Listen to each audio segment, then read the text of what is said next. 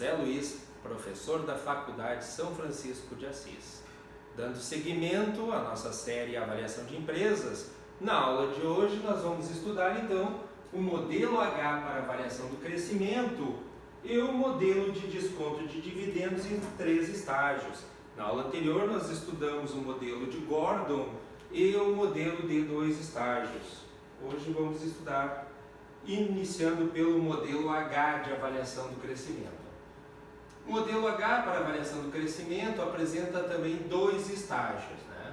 Mas diferentemente do modelo clássico, que é o de crescimento de dividendos em 2 estágios, onde a taxa de crescimento é constante na fase inicial, nesse modelo a taxa de crescimento ela diminui linearmente ao longo do tempo, até que atinja a taxa de crescimento do estado estacionário. Então ele vai suavizando essa queda da taxa de crescimento do período de alto crescimento para o período estável, justamente para tentar eliminar uma limitação existente no modelo de 2 estágios, que é a queda abrupta da taxa de crescimento do período de alto crescimento para o período estável.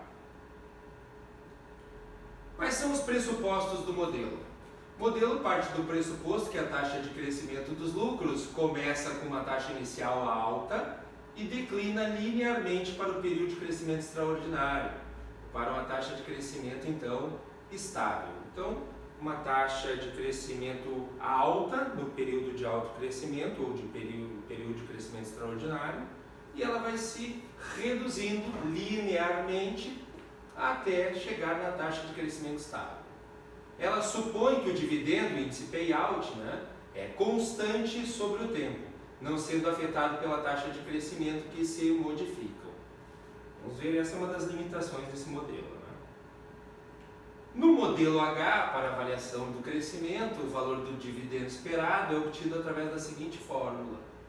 Então, o valor presente das ações da empresa vai ser o dividendo por ação atual, mais a taxa de crescimento ao final de 2H anos e perpétuo após esse período, divididos então por R, que é a nossa taxa de retorno, o custo do PL, menos a taxa de crescimento ao final de 2H anos e perpétua após esse período.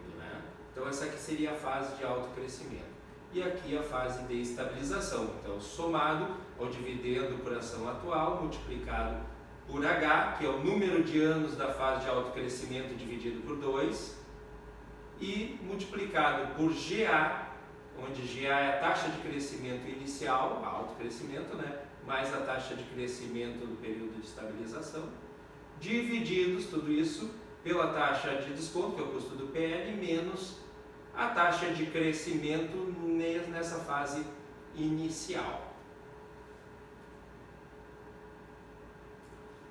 Quais são as limitações do modelo de avaliação do crescimento H?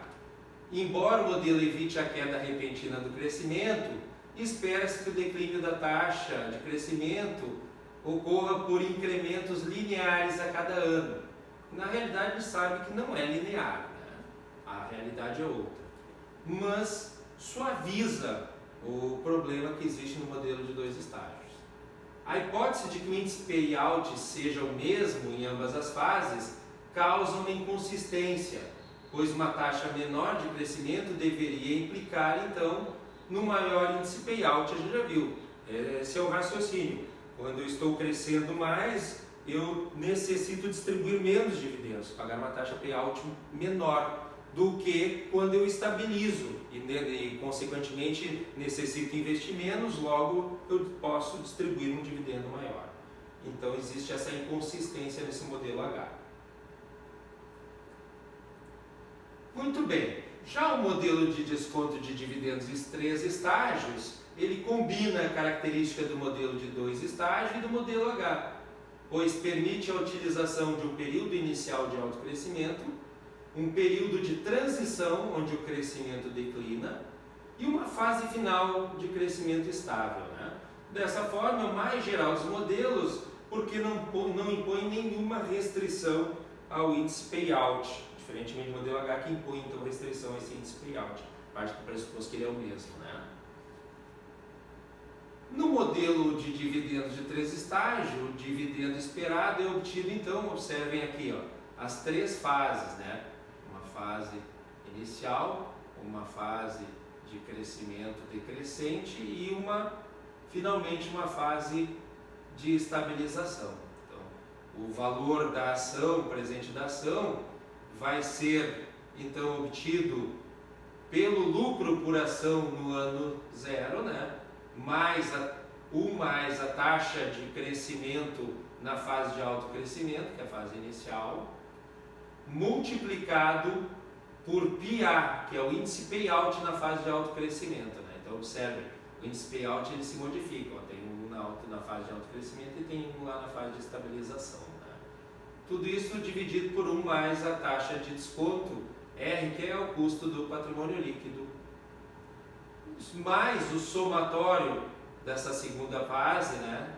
Onde eu pego o dividendo por ação do período T, divididos então por 1 mais o custo do PL elevado então na T. E aí finalmente eu pego a fase de estabilização, onde eu pego o lucro por ação no período 2, multiplico então por 1 mais a taxa de crescimento nessa fase estável, multiplicado pelo payout na fase estável. E divido tudo por 1 mais a taxa de crescimento no período estável, multiplicado por 1 mais a taxa de desconto, que é o custo do PL, elevado na N. Então aumenta bastante o número de dados, né, na nossa forma. Justamente essa é a maior limitação do modelo. Embora ela remova restrições impostas nas outras versões, sua limitação é de que ela necessita uma quantidade muito maior de dados, né? E consequentemente há que se analisar a relação custo-benefício. Em relação à adequabilidade do modelo, esse modelo de 3 estágios ele é mais adequado para empresas cujo lucro esteja crescendo a taxas muito altas e que espera que continue crescendo dessa forma por um período inicial, mas que posteriormente se acredite que eles começarão a reduzir gradualmente até a taxa estável, à medida então que a empresa se torne maior e consequentemente perca essa vantagem competitiva que fez com que ela pudesse crescer numa taxa acima da economia nesse período inicial. Dessa forma, então, as principais conclusões em relação aos modelos de desconto de dividendos são que os modelos de desconto de dividendos são uma forma simples e intuitiva de se avaliar o patrimônio líquido e se baseiam na hipótese que o valor da ação é o valor presente dos dividendos esperados dessa ação, mas somente deve ser utilizado para empresas estáveis e que pagam altos dividendos, nós vimos, embora a gente possa modificar algumas variáveis usando 1 ou mais estágios e modelo H para trabalhar com empresas que não são tão estáveis e que não pagam um dividendo tão alto, né? Apesar das críticas, ele tem se demonstrado bastante útil para uma variedade de circunstâncias, né? Especialmente então quando o valor existe empresas estáveis e dividendos altos.